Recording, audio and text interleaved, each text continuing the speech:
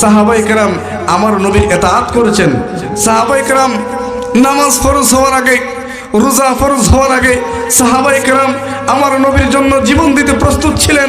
আমার নবীর জন্য সাহাবায়ে কেরাম যুদ্ধ করেছেন, দ্বীনের জন্য যুদ্ধ করেছেন। সেই সাহাবায়ে কেরাম মানুষদেরকে আদব শিক্ষা দিচ্ছেন। দুনিয়ার মানুষ শোনো, তোমার নামাজ, তোমার রোজা, তোমার কুরবানি, তোমার হজ, তোমার সব কিছুর চাইতে যতক্ষণ পর্যন্ত আমার নবীকে ভালো না বাসবা ততক্ষণ পর্যন্ত ঈমানদার হতে পারবে না। সুবহানাল্লাহ। কান্না করে বলে, ও নবীর সাহাবী, ফাকালা সাল ফাকানাত কাফানা।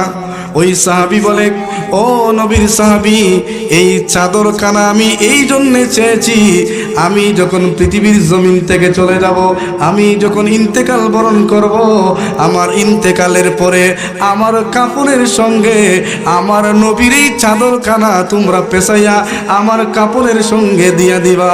বলেন না সুবহানাল্লাহ। চিন্তা করছেন সাহাবীর আদব দেখেন।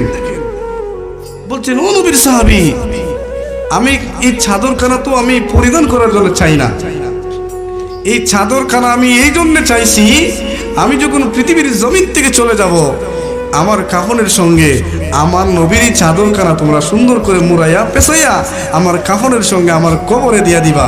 সম্মানিত হাজিরিন, আমার নবীর সাহাবী নবীর চাদরখানাকে যদি নাজাতের উসিলা মনে করে তাহলে আমার নবী শাফাআত করতে পারবে না।